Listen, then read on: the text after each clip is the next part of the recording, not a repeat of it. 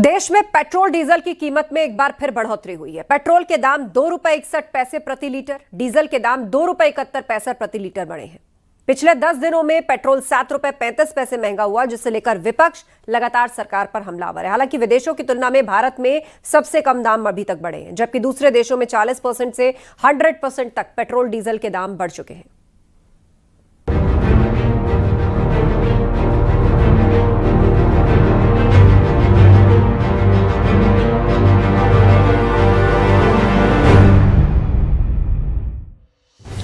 भारत में पेट्रोल और डीजल की कीमतों को लेकर सियासत लगातार गर्म है। विपक्ष जहां केंद्र सरकार पर महंगाई बढ़ाने का आरोप लगा रहा है, तो वहीं सरकारी आंकड़े एक अलग तस्वीर पेश करते हैं। दावा है कि फरवरी 2026 से शुरू हुए वैश्विक ऊर्जा संकट और स्ट्रेट ऑफ हॉर्मुज संकट के दौरान भारत ने दुनिया के मुकाबले सबसे कम दाम बढ़ाए।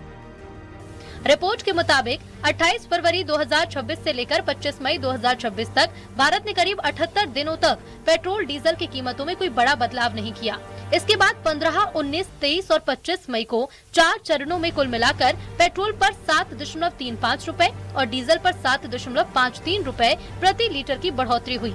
दिल्ली में पेट्रोल करीब 95 रुपए से बढ़कर 102 रुपए और डीजल करीब 88 से बढ़कर करीब 96 रुपए तक पहुंचा, यानी कुल बढ़ोतरी लगभग 7.5% रही। यूपी में पेट्रोल करीब 101 रुपए और डीजल करीब 96 रुपए प्रति लीटर तक पहुंच गया है। कई देशों में पेट्रोल डीजल की कीमतें 40% से लेकर 100% तक बढ़ी, जबकि भारत में बढ़ोतरी सबसे कम रही। बाकी देशों की बात करें तो पाकिस्तान में पेट्रोल डीजल को लेकर 54% से ज्यादा बढ़ोतरी रही। म्यांमार में 89.7%, मलेशिया में 56.3%, अमेरिका में 44.5% का इजाफा पेट्रोल डीजल की कीमतों में हुआ। श्रीलंका में ये बढ़त 38.2% रही। जापान में 9.7% की दर से दाम बढ़े। पूरे यूरोप में औसतन 18% का बढ़ोतरी पेट्रोल डीजल के दाम में रही। यूएई में 52.4% दाम बढ़े, तो भारत में सिर्फ 7.7% पेट्रोल डीजल के दाम में इजाफा हुआ। पेट्रोल डीजल की कीमतों में सबसे बड़ा फर्क राज्यों के वैट से आता है। कई विपक्ष शासित राज्यों में बीजेपी शासित राज्यों की तुलना में कीमतें ज्यादा दिखी हैं। तेलंगाना में पेट्रोल के दाम 118.3 रुपए तक पहुंच गए हैं।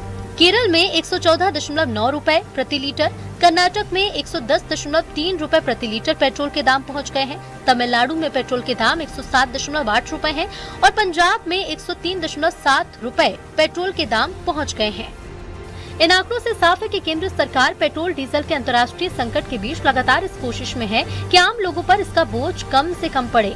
Bureau report, news 18 UP Uttarakhand.